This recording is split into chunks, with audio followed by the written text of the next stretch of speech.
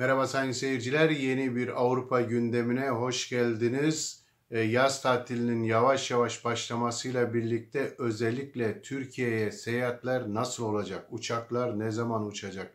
Hava yolundan ya da karayolundan Türkiye'ye gitmek mümkün olabilecek mi? İşte son günlerde Almanya'da yaşayan Türkiye'liler en çok bu konuyu ilgilendiriyor. Herkes bir şekliyle bu sorulara cevap aramaya çalışıyor. Çünkü biliyoruz ki her yıl Almanya'dan Türkiye'ye yüz binlerce insan gidiyor, tatil yapıyor, akrabasını görüyor, dostlarını görüyor. Ondan sonra da Almanya'ya geri gelip yaşamına devam ediyor. Bu nedenle pandemiyle birlikte seferlerin iptal edildiğini hepimiz biliyoruz. 15 Haziran'dan itibaren Avrupa Birliği içerisinde uçuşlar başlayacak, seyahatler başlayacak. Peki Türkiye ne olacak? İşte bu sorunun yanıtını uzun yıllardır Avrupa Birliği konusunda çalışmalar yapan, kendisinin seyahat acentası olan Erdal Tekin'le birlikte konuşacağız. Bu konuyla ilgili bütün sorularımıza yanıt vereceğiz. Şimdi Erdal Tekin'le yapmış olduğumuz söyleşiyi ekrana getiriyoruz. Erdal Bey merhaba, hoş geldiniz. Merhaba Yücel Bey, hoş bulduk. İyi yayınlar diliyorum. Teşekkürler. Evet, herkes merakla bekliyor. Bu yazın Türkiye'ye gidebilecek miyiz? Avrupa Birliği ile 15 Haziran'dan itibaren Avrupa Birliği ülkeleri içerisinde bir serbest dolaşım olacak. Uçuşlar başlayacak ama Türkiye konusunda durum nedir şu anda? Yücel Bey,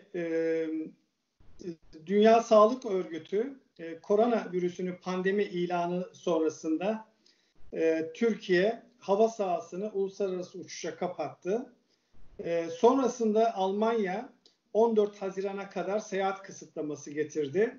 Bu her iki uygulama turizm sektöründeki tüm katmanları derinden etkiledi. Belirsizliğin henüz devam etmesi sebebiyle turizm katmanlarındaki bu etkilenmenin hala sürdüğünü söyleyebiliriz. Öncelikli olarak Yani ne zaman Almanya'dan Türkiye'den Almanya'ya uçuşlar olacak belli değil. Belli değil, evet. Şimdi şu anda her iki ülkenin ilgili makamları tarafından resmi bir açıklama yapılmış değil. Birkaç gün öncesine kadar Alman Dışişleri Bakanlığı 27 Avrupa ülkesinin dışında 4 tane de Avrupa Birliği üyesi, birlik üyesi olmayan ülkeye 15 Haziran itibariyle seyahat kısıtlamalarının kaldırılacağını ifade etti. Evet. Ve buna istinaden bu açıklamalardan sonra birçok havayolu şirketi bu 31 ülkeye 16 Mayıs itibariyle uçuşlarını başta IATA olmak üzere sisteme koydular. Evet. Yani bugün Almanya'nın açıklamış olduğu 31 ülkenin dışında hava sahası diğer 3. ülkelere kapalı olmuş durumda. Şimdi bu ne anlama geliyor? Bu Türkiye'ye olan uçuşlar her halükarda Türk Dışişleri Bakanlığı ve Turizm Bakanlığı çerçevesindeki açıklamalara baktığımızda 15 Haziran itibariyle Almanya'nın 4 kentinden yani Frankfurt, Münih, Düsseldorf ve Berlin'den aşamalı olarak uçuş yapacaklarını ifade etmiş olunsa dahi bunun her iki ülke tarafından resmi çerçevede teyidi henüz yapılmış değil. Yani bu özeti dersek henüz şu anda Almanya'dan Türkiye'ye seyahatin yapılacağı konusu net bir şekilde ifade edilmemiş durumda. Ama buna rağmen bazı uçak şirketleri takvimler belirliyor, bilet satışı yapıyorlar. Bu normal mi peki yani? Şimdi bu aslında Yücel Bey çok güzel bir soru. Bu aslında çok yanlış bir uygulama. Bu aslında yine de bizim havayolu şirketlerimizin uluslararası çerçevede profesyonellik hizmet anlamında belirli bir aşamaya gelmediğini gösteriyor. Oysa ki bugün Lufthansa hiçbir şekilde Almanya'daki birimlerin resmi açıklaması yapılana kadar yani 31 ülkeye 15 Haziran itibariyle seyahat yasağı kısıtlamasının kaldırılacağını ifade ettikten sonra ancak uçuşlarını sistemden açıp şu anda sağlıklı bir şekilde satışlarını yapabiliyorlar. Oysa ki Türkiye'ye uçan Türk Hava Yolları başta olmak kaydıyla diğer Evet. havayolu şirketleri 15 Haziran itibariyle baktığınızda İAT'a dahil olmak kaydıyla sistemde uçuşlarını açmış durumdalar. Ama bugün 2 gün öncesine kadar birçok havayolu şirketi Türkiye'nin Anadolu kentlerine uçuşlarını açmış ve Bugün satışları itibariyle Türkiye'de açıldı değil mi? Türkiye'de evet, iç hatlar bugün itibariyle bugün açıldı. itibariyle açıldı ve birçok havayolu şirketi İstanbul başta olmak kaydıyla birçok Anadolu kentine uçuşları açıp satışa başlamıştı. Ama dün itibariyle, Cuma günü itibariyle Anadolu uçuşlarını 26 Haziran'a kadar iptal etti. Yani ne demek istiyorum? Bugün Düsseldorf'tan veya Köln'den Ankara'ya, Kayseri'ye, Adana'ya, Gaziantep'e olan uçuşlar 26 Haziran'a kadar durduruldu. 27 Haziran'dan sonra uçuş yapılabileceğini ifade edildi. Ama bu yine resmi bir açıklama değil. Fakat buna istinaden profesyonelce olmayan bir şekilde hava yolları şirketlerinin her iki ülkenin ilgili birimlerinin resmi açıklamaları olmamasına rağmen satışlarını yapması, bilet satışlarını yapıp sonrasında iptal etmesi gibi bir prosedür uygulaması sağlıklı bir durum değil. Şu anda ona rağmen biletini almış ama uçakları iptal edilen ya da iptal edilme durumu olan yolcuların durumu ne olacak? Parasını alabilecek, hemen alabiliyorlar mı? Hayır efendim, alamıyorlar. Şu anda biletini almış fakat seyahat edeceği tarihte uçuşu iptal edilmişse uçak şirketi yine tam olarak net olmayan bir uçuşa uçuş tarihini erteliyor veya uçuşunu açığa aldırtıyor Evet. veya iadesini isterse, yani kişi ben gitmekten vazgeçtim, artık bu yapmış olduğunuz uygulamaları doğru bulmuyorum, benim seyahatimi tamamen iptal edin, ödemiş olduğum tutarı geri ödeyin derse uçak şirketi almış olduğu Ulaştırma Bakanlığı'nın ve Sivil Havacılık Kurumu'nun almış olduğu ve resmi gazetede 9 Nisan'da yayınlanan resmi gazetedeki bildirgesine istinaden uçuşlar başladıktan 60 gün sonra kişinin ödemiş olduğu tutarı iade ediyor. Yani ödemiş olduğu tutarı hemen iptal edildiğinde müşteri veya seyahat edecek olan kişiye derhal ödeme yapmıyor. Peki.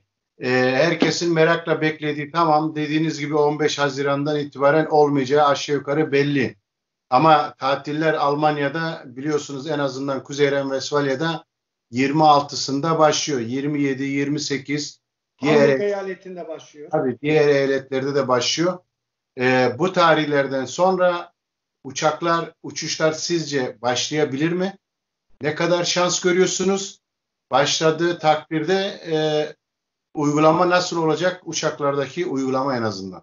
Yücel Bey, şu anda Alman Dışişleri Bakanlığı'nın açıklamış olduğu resmi bir açıklama var. Diyor ki bu 31, yani seyahat kısıtlamasını kaldırdığımız bu 31 ülkenin dışında 3. ülkelere Türkiye dahil olmak kaydıyla. Çünkü burada Türkiye birincil bir unsur oluşturuyor. Çünkü siz de çok iyi biliyorsunuz, evet, Almanya'da ve Avrupa'da göçmen nüfusun en büyük nüfusunu, çoğunluğunu oluşturan kesim Türkiye orijinli toplum. Şimdi bir de tatile giden Almanlar var Türkiye'de. Evet, o da çok evet, aynı şekilde. Ve ticari alışverişler var. Evet. Biliyoruz ki Türkiye'nin ithalatı ve ihracatı Almanya ile çok yüksek olan bir derecede. Türkiye ile ilgili Almanya Dışişleri Bakanlığı şöyle bir açıklama yaptı. Dedi ki biz Türkiye'de ilgili birimlerle ve makamlarla görüşmemize devam ediyoruz. Ancak Türkiye'deki gelişmelere ve sonuçlara bakarak karar vereceğiz dedi. Ama burada her şeyin Türkiye'ye sağlıklı bir şekilde uçuşların olabilmesi için her iki ülke arasında imzalanmış olan havayolu taşımacılığı sözleşmesine bağlı olarak ancak Türkiye belirli koşulları yerine getirdiği takdirde olabilir diyor. Ne diyor? Diyor ki eğer bir ülkede sokağa çıkma yasağı devam ediyorsa biz Almanya olarak oraya nasıl bir sağlıklı uçuş müsaadesi verebiliriz? Eğer bir ülkede karantina uygulaması devam ediyorsa biz bu ülkeye nasıl bir sağlıklı uçuş müsaadesi verebiliriz? Türkiye bu koşulları ortadan kaldırıp ve korona virüsüyle mücadeledeki perspektifleri yerine getirdiğini belirttiği andan itibaren o zaman uçuşlarda herhangi bir problem gözükmüyor şeklinde açıklama yaptı. Bir şekilde Türkiye'nin normalleşmeye geçmesi lazım bu demek. Evet, yani Türkiye diyor ki Avrupa Birliği'nin birlik üyesi ülkelerinin çoğu yaklaşık olarak %60 oranında bir normalleşme sağladı. Bu normalleşmeye güvenerek biz ilerleyen süreçte, yani bu virüsle mücadelenin ikinci aşamasının ortasından itibaren bu sürecin 60 ile 80'ler arasında olacağını tahmin ederek, göz önünde bulundurarak 31 ülkeye uçuş müsaadesini başlatacağız dedi. Ama Türkiye için aynı konjonktür içinde bulunmadığından dolayı, yani bu perspektifleri yerine getirmediğinden dolayı Alman Dışişleri Bakanı maalesef şu anda bu konuda net bir şey söyleyemiyoruz. İlerleyen süreçler bize bu konunun nasıl ilerleme sağlayacağımızı gösterecek dedi. Yani burada toparlarsak, burada evet, Türkiye'nin yapması gerekenler var. Türkiye bir, karantina uygulamasını kaldıracak mı? İki, sokağa çıkma yasağını nasıl çözecek? Üç, Yücel Bey, düşünün yayın fazlını düşürecek tabii ki, evet, o da önemli. Yani sonra düşünün ki siz yarın seyahat edeceksiniz.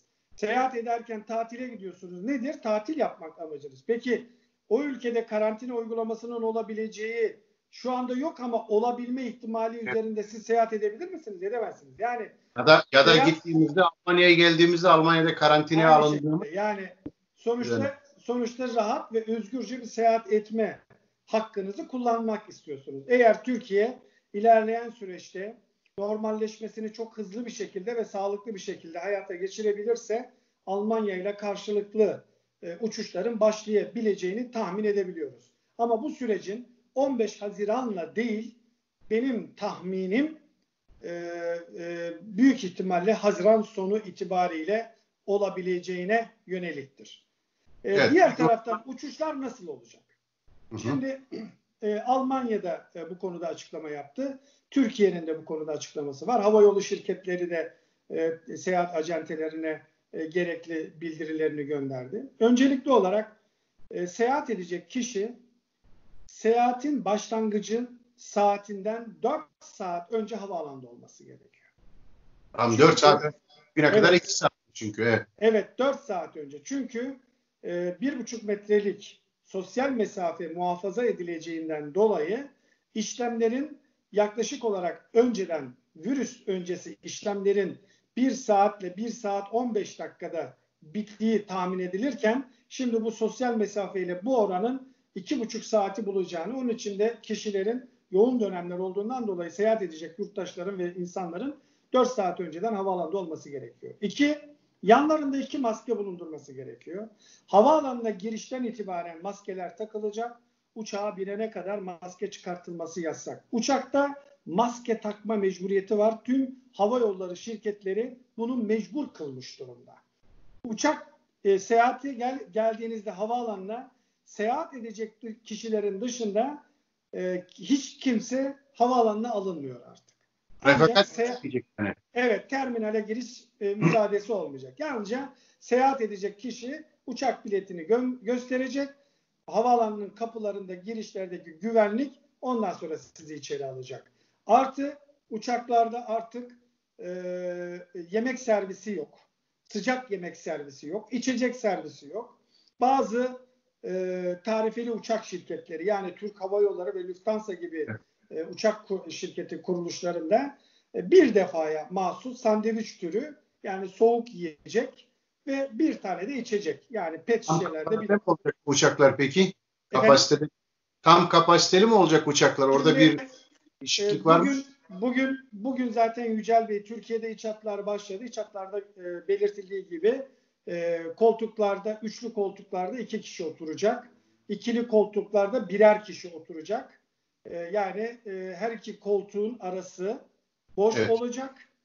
veya ikili koltukta oturuyorsanız sizin oturmuş olduğunuz koltuğun yanı boş olacak. Arka tarafta bir kişi oturacak, ön tarafta bir kişi oturacak.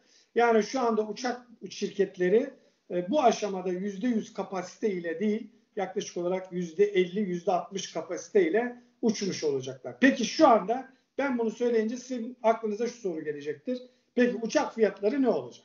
Evet. Şimdi %50 Durumda. Yolcu evet. sayısı %50 düşünce Evet. uçak fiyatları da %50 artıyor mu? Evet. Şimdi tahmin ettim bu soruyu soracağınızı. Şimdi tabii ki doğal olarak %100 kapasiteyle uçacak olan havayolu şirketi %60 kapasite, %50 kapasiteyle koltuk kapasitesiyle uçarsa tabii bu da doğal olarak fiyatları etkileyecek. Bir somut örnek vereyim. Bizi izleyen seyircilerimiz, izleyicilerimiz için örnek olsun.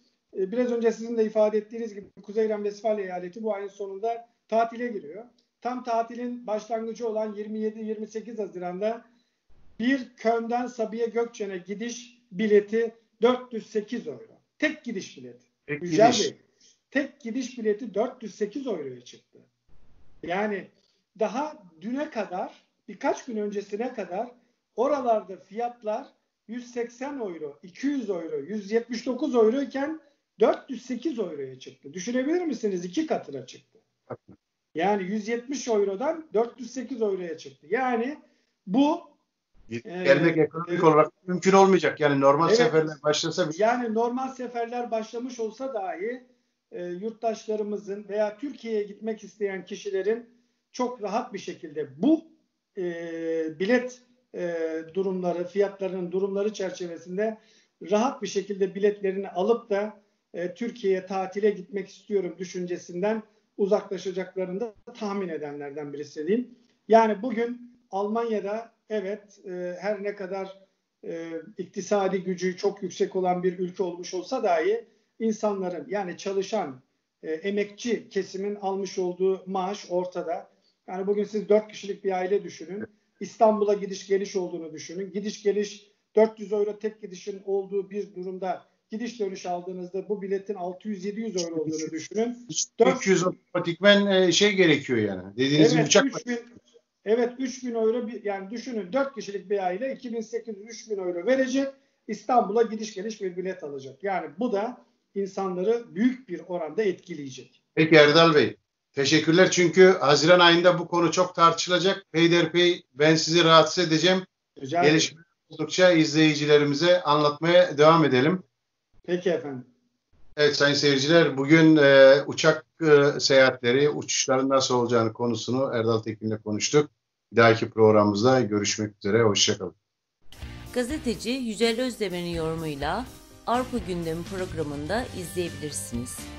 YouTube kanalına abone olabilir ve videolarından anında haberdar olmak için zile basıp bildirimleri açmayı unutmayınız.